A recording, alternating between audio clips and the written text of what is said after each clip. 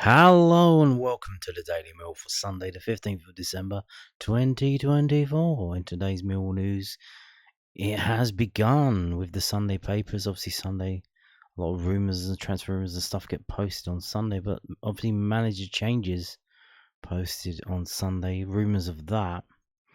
Not only that, but quite a few other clubs around English football, well, not quite a lot, but some have fired their managers today. Oxford fired their manager. Wolves have fired Gary O'Neill, which was expected for quite some time. They finally pulled the trigger today. So, someone else as well. Was it Bristol Rovers? Somebody? So today has been the day of the sackings. Now, is that going to affect us and our ability to get a manager? If there's so many open jobs up, if there are so many jobs available that suddenly get opened up, and then people have options, they might choose to go to other places other than Millwall, but we'll see. So we have this from the Daily Mirror, or the Mirror. Mill target former Stoke and Plymouth boss for talks after Neil Harris exit. And this is from Dan Marsh. Mill have already begun their search for a new head coach after club legend Neil Harris decided to leave his post earlier this week and are set to open talks with candidates. Mill want to speak with Stephen Schumacher and Matt Bloomfield in their search for a new head coach. Lions legend Neil Harris announced earlier this week that he would be standing down from his role after fixtures against Sheffield United and Middlesbrough, bringing his 10-month reign to an end. The Londoners have already started their search for his successor, and Mirror Football understands. How do they understand that? They don't tell us. Schumacher and Bloomfield are both in contention for the role. Schumacher thought he has been unattached since he was sacked by Stoke City back in September after just 9 months at the helm. But he impressed in his previous role at Plymouth Argyle, where he delivered promotion to the Championship on a modest budget. So a League One manager then, who didn't repeat that success at the Championship. What league are we in, by the way? Oh, the Championship. Schumacher was widely regarded as one of the most exciting young managers in the EFL at the time of his switch to Stoke and will be available immediately. Wycombe boss Bloomfield has made a big impression at the club he represented over 500 times during his playing career. The 50-year-old was just crowned as League One's Manager of the Month in November and has guided the Chairboys to the top of the league off the back of an impressive 17-match unbeaten run. Bloomfield has just brought up a century of matches in charge at Adams Park, and like Schumacher at Plymouth, has achieved excellent results in the third tier without breaking the bank. Yeah, that's interesting as well. So we're looking to speak to these managers apparently. They haven't told us how they know that. They just say, oh yeah, that's true. Now obviously Schumacher doesn't have a job, but Bloomfield does have a job. And he's been linked with quite a few clubs, obviously because of his success at Wycombe at the moment. But that might also be due to they moved their training ground to QPR's old training ground, I think at Hayes and Arlington. So Wycombe are technically a London club. They train day in, day out at a London training ground. And then they play their games at Wycombe, their home games at Wycombe, their away games somewhere else. So is that a factor as well? Obviously, he played for Wycombe in the old days, so you would imagine that he's local, he lives local in the area, and he's pissed off at having to drive all the way to London to train the players. That's probably not what he wants to do, even though it seems to have helped attract decent players, and obviously they're probably looking to also boost up the youth team by tapping into the London market. But maybe that's he's got an extra commute that he wasn't expecting. It's kind of pissed him off a bit. But then, if that's the case, he certainly wouldn't be coming to us, because you would imagine that with Oxford have just fired their manager, he might be interested in going to them. But we wait to see. What else have we got? Millwall likely to speak with a number of candidates deciding on their next direction of travel. So this is weird as well. So we're going to these these managers. We're going to them. Apparently, according to the story, we're going to them.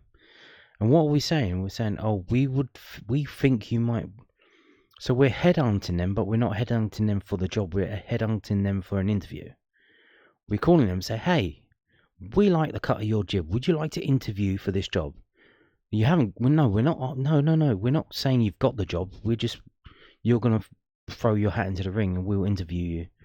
And then we'll have to choose you out of maybe 10 other managers. Would you be willing to do that? Sounds kind of weird, like saying like, oh, you want to speak to them. Not like, oh, is there any chance we can speak to you? But just going around to people, approaching them and trying to get their interest in the job. I don't know, maybe that's how it's done, but it seems weird to me. It's only you would already know what you need to know from the outside in, and then we'll see how we go. I don't know. Millwall likely to speak with a number of candidates before deciding on their next direction of travel.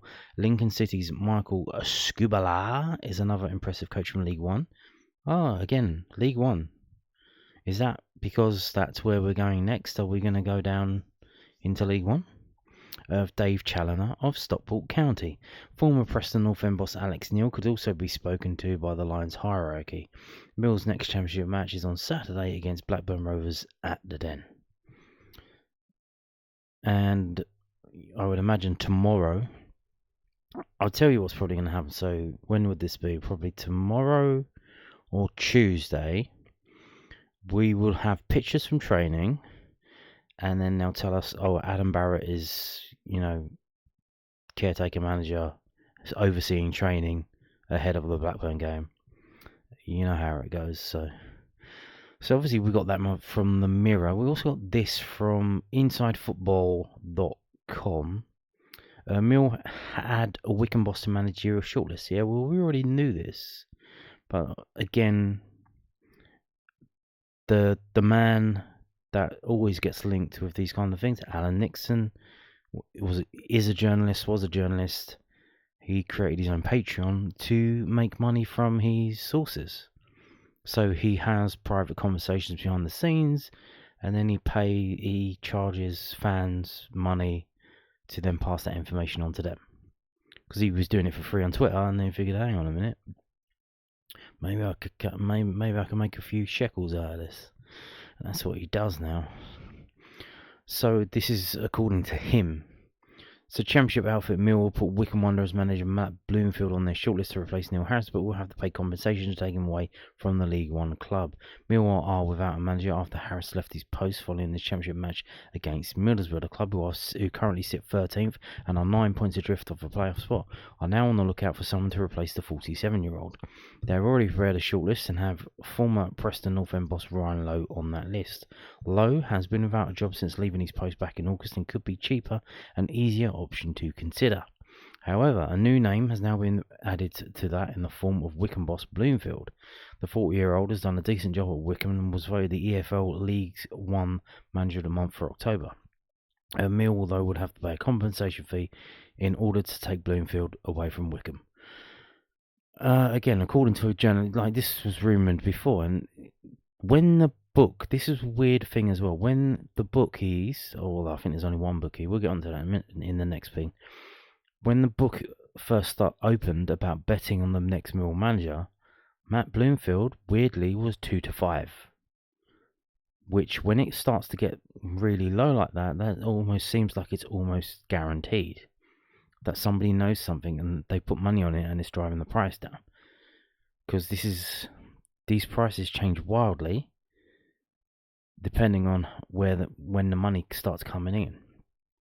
And that's what we've got here. So according to this is from oddschecker.com, and as you can see, so this is the thing with the Daily Mirror thing about Stephen Schumacher. Now he is the favourite at 2-1. Blue means the odds are shortening, red means the odds are getting bigger, and white means the odds have stayed the same. Which Jose Mourinho, 16-1, he is 6th favourite, 7th favourite. That just makes no sense at all. Even Steve Cooper being there makes no sense at all. Cameron Toshak, who is that?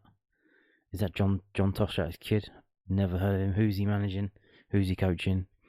Doesn't make any sense. David Healy, he's done all right. He's managing in Northern Ireland, Lingfield, where basically in the Northern Ireland game, it's basically a bunch of 16, 17, 18-year-olds, and then players older than that, because everyone else in between who's any good has just left the country to try and make it in England, mostly, sometimes in Scotland.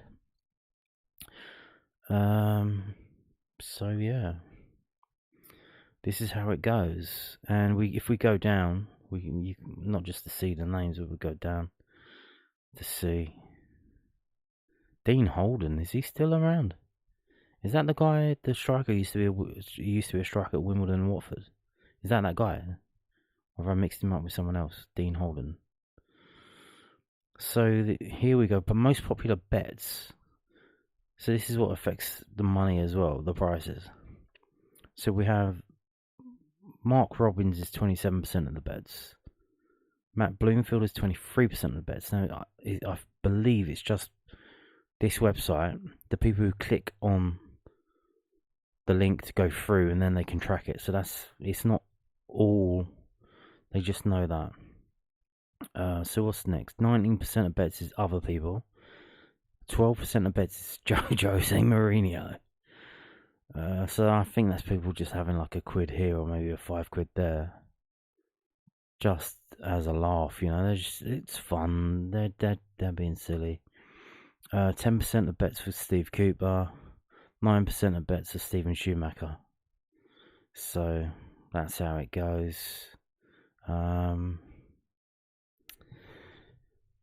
Yeah, crazy. None of these names really. I mean, I don't know what to do. Obviously, they're not going to live up to Neil Harris. Neil Harris is, as I showed you the other day in the second spell, he's the second best manager really after Billy Gray in Millwall history in terms of win percentage. Like, who's going to live up to that? No one. And like I said, if they're trying to hire managers to develop the young players, they're not hiring a manager to win games, so we're not going to win as many games. So we have a very real danger of getting relegated. So this whole thing it's, we saw what happened last time. They brought Joe Edwards in. So whoever made that decision, they fucked it up. So who's doing it again? Now you imagine what Cav and... What was it? They fired the people who made that decision. Cav and Aldo, that they went. Were they the obviously? But the final buck sits with like James Berylson. But is this now to some extent down to Steve Gallen? So we'll see. This could be the best thing. Like we'll see how good Steve Gallen really is. How good is he? If he can get a decent manager in, this could be life-changing. It could be insane. But if he messes it up, it's game over, isn't it? It is game over. But we wait and see. So that's it for the news, and then we're going to move on to the stats from the game yesterday, which don't look that bad, really. It's literally like we played quite well, just couldn't score, just didn't score. So this is from whoscored.com. Millwall created a high number of chances relevant to their possession, were effective at creating goal-scoring opportunities from through balls, were effective at creating goal-scoring opportunities from set pieces, but we were poor at finishing and we were caught offside often. We played with width, we had a large quantity of possession in our opponent's half, we attacked down the right-hand side and we had a high shot frequency when in possession, and we favoured through balls. And here you can see, with your own eyes, believe it or not, we had more attempts on goal than them. We had 12, they had 11. They only scored one, so that's 9% conversion rate. So it was 7-4 open play, 0-8 set pieces. So again, set pieces It's not good enough, is it? You get the set pieces, you got to do something with them. 4-0 counter attack. Here you go. We were mostly going down the right hand side. 50% was down the right hand side. Shot directions through the middle. Shot zones. 83% in the 18-yard box. Action zones. So again, only 25% of the play was in our third of the pitch. Player positions, very condensed Millwall team. Very separated Middlesbrough team. Bizarrely, they seem to be equidistant from each other. In a kind of 4-2-4 formation. Although number 30 was pushed forward, I guess that's because we were going down that right hand side. They were trying to counter down that right hand side. So there you go. Now moving on to this from whoscored.com. Match events. You can see the goal after 10 minutes. It's their substitution for the injured defender on the 22nd there. They got a yellow card, we got a yellow card. We made the subs first on the hour mark. The usual 60-minute subs, as it is now. They made subs on the 75th minute. We came back with our own subs later. And Billy Mitchell got a card right at the end of the game. So if you look at the top left and top right, where the club badges are, you can see 6.89 for Middlesbrough, 6.37 for Mill. That's quite a difference, 0.5 of a difference. Quite a difference. Only 23,445 fans there. So not a lot of fans there. I thought Middlesbrough genuinely have bigger crowds than that. Obviously bigger than what we can get, but still. And only 371, 381 Mill fans at the game. So, the man of the match was Borges, their left back. Our highest rated player was Murray Wallace. The lowest was Langstaff. Total shots 11-12. Who took them? Langstaff with 3, so Aziz with 3. Possession 59-41. Pass success percentage 83-79. Saville with 91. Denor with 84. Tanganga 97. So interesting. So none of that hoofball. No hoofball. I guess when they're sitting back trying to counter, you have all the time in the world to pass the ball around at the back because they're not pressing you. Because they say, okay, you can't shoot for toffee, so come on, let's go. Dribbles 10-4. Aerials 17-17. Murray Wallace with 5, which probably helped boost up his score. And Borges with 7, which again probably so. Aerials 1 seems to boost up people's score in whoscored.com. Tackles 16-20. Tanganga with 5. SA with 4. Only players in the starting 11 for Mill didn't win a tackle was Langstaff and Jensen. Everybody getting stuck in. Corners 3-4. These are the players who won the corners. Dispossessed from the ball 12-9, and you can see our entire front 4 dispossessed to some degree, whereas for them it was only Bergzog and Laff. So let's move on to this. We can see the stats. So we saw it. How was it? We had 12 shots. So how many were actually on target? So 12 shots, 4 on target. So slightly subpar, and obviously none of those were goals. If we sort the ratings out, yep, Murray Wallace got the highest rating of the Mill players in that game, 7.32. Then Jafet Tanganga 7.06, Ryan Led 7.04. Drops off quite a bit to go to Romain SM 6.64. Denora 6.45. Drops off again. And then we're going to low 6s. Although, yeah, again, so right at the bottom, we got the player who came on 77th minute, Billy Mitchell, and he's nearly. So he only had 20 minutes on the pitch. His score is nearly as good as the striker who played 77 minutes, 5.89, 3 shots, 1 on target, 20 touches of the ball, and Tom Bradshaw's score, even though he doesn't have any numbers here, he only touched the ball 4 times, 5.98, so he got a score better than Macaulay Langstaff. So there you go. Of course, the best sub, the highest rated sub, Adamu Amaku, 6.19, 2 shots, 0 on target, 18 touches off the ball. If we go start scrolling through some of this stuff.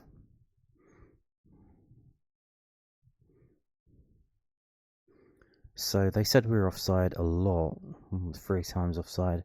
Femiz is twice, Murray Wallace once. So let's see who did all the defensive work. Tanganga with 5 tackles, SA with 4, Honeyman with 3. He didn't get the one that he didn't tackle that guy who set up the goal. Interceptions, 2 for Wallace, 2 for Leonard. Clearances, so here we go. Murray Wallace, 7 clearances. Then Tanganga with 6, Leonard with 5, Danny McNamara with 2, Dinor with 2, Savile with 2. Blocked shots, Murray Wallace, Tanganga, Danny Mac. Passing wise, passing accuracy to Tanganga, 96.7 off of 30 passes. Only attempted 2 long balls. That was the reason why. No long balls. Stop playing long balls to the little man up front. He's not gonna get the ball, so don't waste your time. And that seemed to be what they did. So his passing accuracy is way up. Way up. Except for Romain Esse. 27 passes, 59.3% accuracy. Okay, so let's move on to this from fbref.com, and you can see here we actually had a higher XG than them. We had 1.3 to their 1.1. The captain in that game was Ryan Leonard, which is interesting. It was George Savile in the last game. Obviously, Ryan Leonard was suspended, so it seems it goes Jake Cooper, Sean Hutchinson, Ryan Leonard, then George Savile, in terms of who's getting the captain's armband. So you can see possession 58 to 42, passing accuracy 82 to 75. Shots on target, they had 2 of 11 shots on target, we had 4 of 12. So not only did we have more shots than them, we had more shots on target. We had 33% of our shots were on target. Their goalkeeper was very good. Their goalkeeper made 4 saves. Ours only made the 1 of the 2. Here's some of the other numbers. Obviously, fouls 14 to 10. Corners 3 to 4, crosses 9 to 14, touches of the ball 656 to 520, tackles of the ball 16 to 20, interceptions 4 to 10, aerials 117 to 17, clearances 35 to 26, offsides 1 to 3, goal kicks 7 to 8, throw-ins 12 to 28, and long balls 68 to 68. Obviously, pretty even. They were doing long balls as well to do that counter-attacking stuff that we talked about before. So here's the Mill team. Expected goals, I would imagine it's Langstaff. He had the players who had the shots at the top of there. Langstaff and Aziz 0.6. Shot creating actions, Ryan Leonard with 5. So shot creating action is 2 offensive actions. The two offensive actions directly leading to a shot, such as passes, take-ons, and drawing fouls. A single player can receive credit for multiple actions, and the shot taker can also receive credit. So the most attacking player was Leonard with 5, but then Amaku with 3.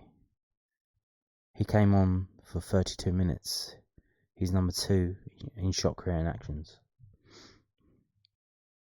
So there you go. What else? Is there anything we need to look at?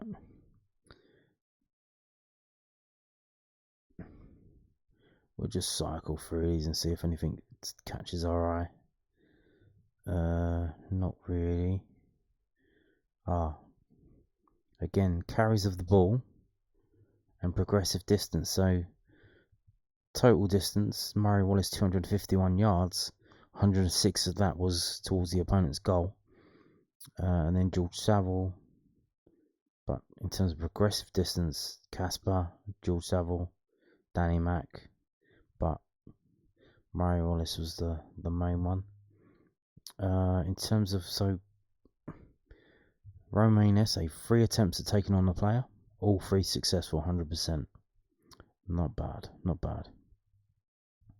Miscellaneous stats, aerial duels, Romain Esse, not one. He jumped up for the ball 6 times, did not win it once, because obviously he was up against that left back Borges that we just saw. He won 7 aerials, which helped get him the man of the match according to WhoScored.com.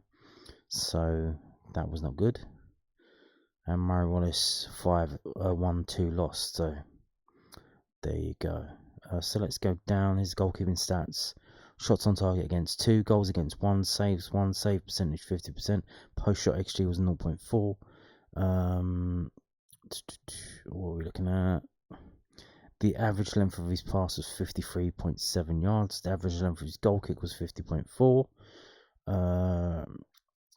Crosses into the penalty area by the opposition 8. How many did he stop? 1. So his stop percentage was 12.5. His average distance from the goal line was 8.3 yards. So here is a list of shots, as we can see. So the first 4 shots were all from Millwall. And the first shot that Middlesbrough had, they scored. It was the goal. That's not very good, is it? So if we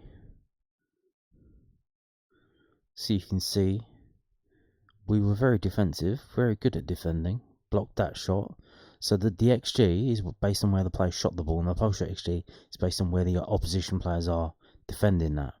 So you can see, when the player shot the ball is 0.39 XG, and then it drops to 0.31. So you'd think that maybe that it wasn't that good of a chance, but it goes in, and then that one gets blocked, that one gets off target. This one is saved. It's actually starts off, so it doubles. It goes from 0.06 to 0.13, so that was a good save. And then that one's a 0, gets blocked. That one's off target, blocked. And then all the 4 shots that they had in the second half were all 0s, off target, and blocked. So they were very neutered, weren't they? They weren't the best of oppositions, and they were at home. Whereas when you look at us, you can see we're trying to get in there.